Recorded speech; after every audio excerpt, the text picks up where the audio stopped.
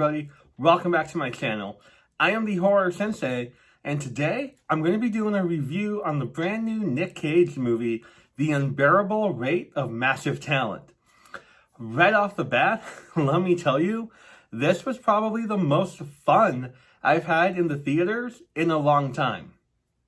Now, it's not a horror movie, it's not my usual cup of tea, but that's okay, because I think we can all agree on how amazing Nicolas Cage really is. And this movie is no exception. I'm not usually a comedy person. I'm not big into comedies. If it's not a horror movie, I can do a drama, stuff like that. This time, the comedy got me. And it was probably the most I've laughed at a movie in a really long time. Even the plot for this movie is fun. The film centers around Nicolas Cage, who's kind of a down-on-his-luck actor in the movie, trying to get a role in what he considers a life-changing movie by director David Gordon Green, who has a cameo in the movie, and my horror fans will know him from the new Halloween movies, Halloween 2018, Halloween Kills, and of course, Halloween Ends, coming out in October of this year. Sadly, he does not get the job, and instead has to take $1 million to attend a birthday party.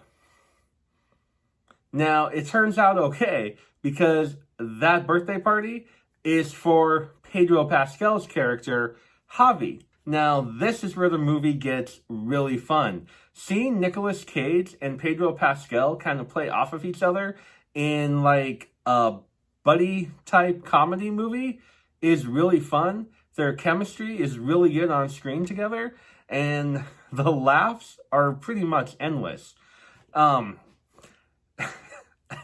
this point, the CIA gets involved because they believe Pedro Pascal's character, Javi, to be the leader of a drug cartel, when in reality, it is Pedro Pascal's cousin who is the leader of the drug cartel.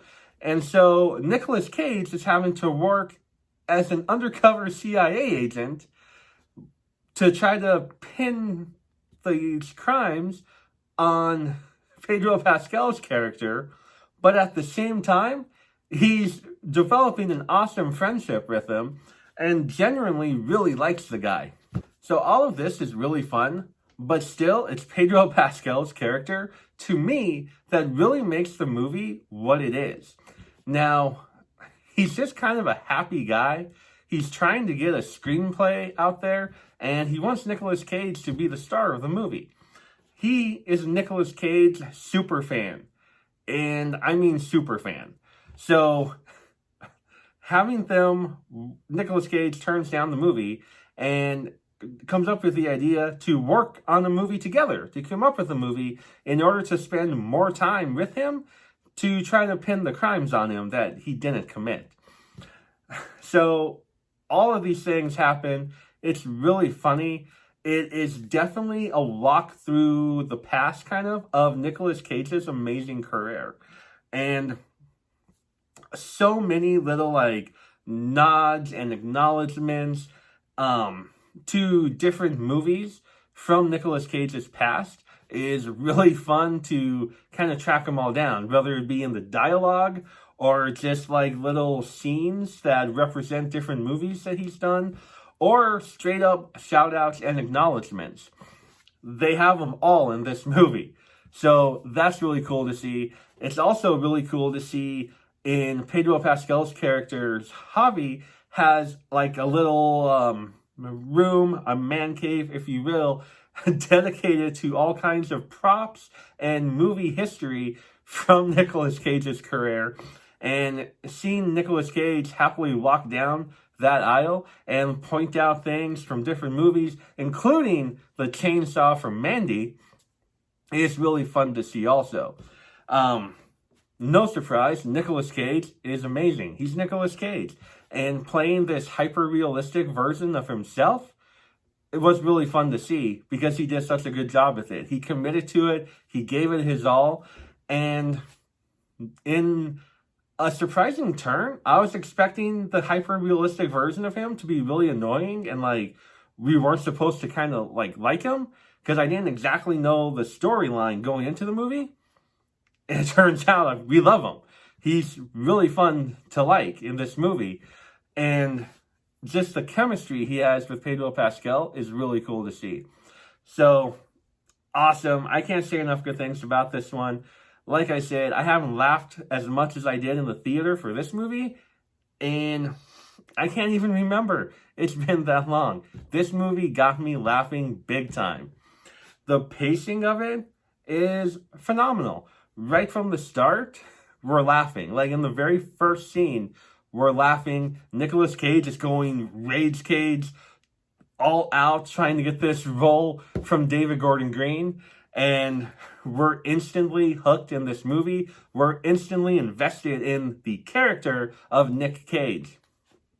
It's also really fun throughout the movie when Nicky pops up, who is younger Nicolas Cage, and he's always screaming and yelling at the current Nick Cage and punching him in the face unexpectedly and screaming that you're fucking Nick Cage to remind him who he is. So those scenes where he's kind of talking to himself, those are really fun also. Acting, of course, everybody knocked it out of the park with this one. Writing, the screenplay, it's everything you would want from this type of movie.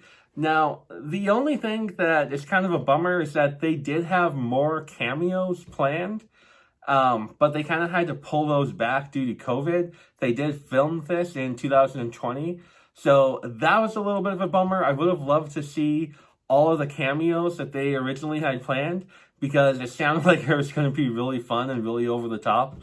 But the cameos that we do get are awesome, and they work well, and they fit within the movie very nicely. So that's awesome. It's a little bit more of a story than I was expecting it to be.